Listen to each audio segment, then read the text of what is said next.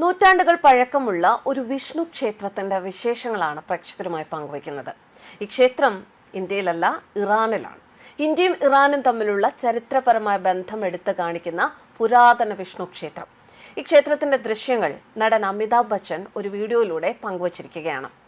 ഇറാനിലെ ബന്ദർ അബ്ബാസിലാണ് ഈ ക്ഷേത്രം സ്ഥിതി ചെയ്യുന്നത്. 1892 ഖജർ കാലഘട്ടത്തിലാണ് ഇത് നിർമ്മിച്ചത്. തന്റെ പോസ്റ്റിനൊപ്പമുള്ള അടിക്കുറിപ്പിൽ ബച്ചൻ ഈ വിശദാംശങ്ങളൊക്കെ നൽകിയിട്ടുണ്ട്. ഇന്ത്യയും ഇറാനും തമ്മിലുള്ള ബന്ധം അത് എത്രത്തോളം ആഴത്തിലായിരുന്നു എന്നും പുരാതനമാണ് എന്നും മനസ്സിലാക്കിയ ഇത് വായിച്ചവരൊക്കെ, ഇത് കണ്ടവരൊക്കെ പല രീതിയിലാണ് ഈ വീഡിയോയ്ക്ക് താഴെ കമന്റ് ചെയ്യുന്നത്. പേർഷ്യൻ ഭാഷയിൽ ആലപിച്ചിട്ടുണ്ട് എങ്കിലും ഭഗവാൻ വിഷ്ണുവിന് സമർപ്പിച്ചിരിക്കുന്ന ഒരു സ്തുതിഗീതവും ദൃശ്യങ്ങൾക്കൊപ്പം കാണാം.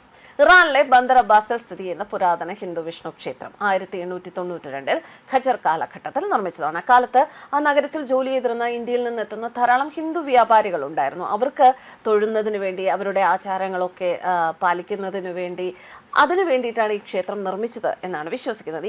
ഇതിനകത്തൊരു ഗാനം പേർഷ്യൻ ഭാഷയിൽ പങ്കുവച്ചിരിക്കുന്നു എന്നും ബച്ചൻ തന്റെ കുറിപ്പിൽ പറയുന്നുണ്ട്.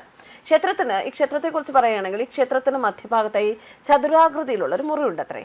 അത് ഒരു താഴികക്കുടത്താൽ മൂടപ്പെട്ടിരിക്കുന്നു. താഴികക്കുടത്തിന്റെ വാസ്തുവിദ്യ ഇറാനിയൻ മാതൃക വാസ്തുവിദ്യയിൽ നിന്ന് വ്യത്യസ്തമാണ്. പവിഴക്കല്ല്, മോർട്ടാർ, ചെളി, ലൂയിസ് ചോക്ക് ഇതുപയോഗിച്ചാണ് നിർമ്മാണം.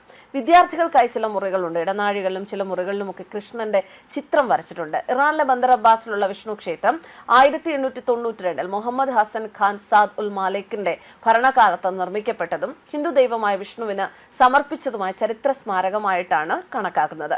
ബ്രിട്ടീഷ് ഈസ്റ്റ് ഇന്ത്യ കമ്പനിക്ക് വേണ്ടിയിട്ട് ജോലി ചെയ്തിരുന്ന ഇന്ത്യൻ സമൂഹമുണ്ടായിരുന്നു. അവരാണ് ഈ ക്ഷേത്രം നിർമ്മിച്ചത് എന്നാണ് പറയപ്പെടുന്നത്. ഇതിന്റെ ചരിത്ര വിവരണങ്ങൾ യൂട്യൂബിലെ വിവിധ യാത്രാ വ്ലോഗുകളും ഒക്കെ അനുസരിച്ച് 1892 ഹോർമോസ് സാഗൻ പ്രവിശ്യയിലെ മുഹമ്മദ് ഹസൻ സാദുൽ മാലിക്കിന്റെ ഭരണകാലത്താണ് ഈ ക്ഷേത്രം നിർമ്മിച്ചത് എന്ന് നമുക്ക് വിശ്വസിക്കാം. ഭൗമരാഷ്ട്രീയമായി സെൻസിറ്റീവായ ചോക്ക് പോയിന്റും പ്രധാന ആഗോള ഷിപ്പിംഗ് റൂട്ടുമായ ഹോർമോസ് കടലിടുക്കിനടുത്താണ് ബന്ദർ അബ്ബാസ് സ്ഥിതി ചെയ്യുന്നത്.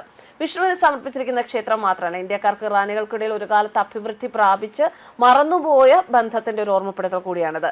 ഇന്ന് ഒഴിഞ്ഞുകിടക്കുന്ന കെട്ടിടം അതുല്യമായ ഇന്തോ ഇറാനിയൻ വിദ്യാശൈലിയുടെ ഉദാഹരണമാണ്. 19-20 നൂറ്റാണ്ടുകളിലെ ഇറാനിയൻ ചരിത്രകാരനും കവിയും എഴുത്തുകാരനുമായിരുന്ന മുഹമ്മദ് അലി സാദിദ് അൽ സൽത്താനഖ് തന്റെ ഒരു വിവരണത്തിൽ ബ്രിട്ടീഷ് ഇന്ത്യൻ കമ്പനിയിൽ ജോലി ചെയ്തിരുന്ന ഇന്ത്യക്കാർക്ക് 1888 ക്ഷേത്രം നിർമ്മിക്കാൻ അനുവാദം നൽകിയതായി പരാമർശിക്കുന്നുണ്ട്. നിർമ്മിക്കാൻ 4 വർഷമെടുത്തു. അതിനുശേഷം ഹിന്ദു സമൂഹത്തിന് ഒരു ആരാധനാലയം വന്നു. രണ്ട് സമുദായങ്ങളും എങ്ങനെ സമാധാനപരമായി സഹവർത്തിച്ചു എന്ന് ഇന്ന് നമ്മൾ ചിന്തിക്കുമ്പോൾ അത് പ്രതിഫലിപ്പിക്കുന്നു. ഈ ക്ഷേത്രം ഒരു ദേശീയ ചരിത്ര സ്മാരകമായി രജിസ്റ്റർ ചെയ്തിട്ടുണ്ട്. തദ്ദേശീയർ ഹിന്ദുക്കളെ ഗുർ അല്ലെങ്കിൽ ഗബ്ബർ എന്ന് വിളിച്ചിരുന്നതിനാൽ തദ്ദേശീയർക്കിടയിൽ ഈ ക്ഷേത്രത്തെ ഗുറാൻ എന്നാണ് വിളിക്കുന്നത്. ഇറാനിലെ ബന്ദർ അബ്ബാസിലെ വിഷ്ണു ക്ഷേത്രത്തിന്റെ വാസ്തുവിദ്യ ഇന്ത്യയിലോ ഏഷ്യയിലുടനീളമോ ഉള്ള മിക്ക ഹിന്ദു ക്ഷേത്രങ്ങളിലും ഉള്ളതുപോലെ പരമ്പരാഗത വാസ്തുവിദ്യ അല്ല. മധ്യ ചതുരാകൃതിയിലുള്ള മുറി ഒരു ഉള്ളിയുടെ ആകൃതിയിലുള്ള ഒരു താഴികക്കുടം കൊണ്ടാണ് മൂടിയിരിക്കുന്നത്. അതിൽ താമര കൊത്തുപണികളുണ്ട്. വളഞ്ഞ ഘടനയുടെ മധ്യഭാഗത്ത് ഭൂമിയുടെയും ആകാശത്തിന്റെയും അച്ചുതണ്ടിനെ പ്രതിനിധീകരിക്കുന്ന ഒരു വടിയുമുണ്ട്. മുഴുവൻ നിർമ്മാണവും ചാന്തും പവിഴക്കല്ലും ചെളിയും ചുണ്ണാമ്പും ഉപയോഗിച്ചാണ് നടത്തിയത്.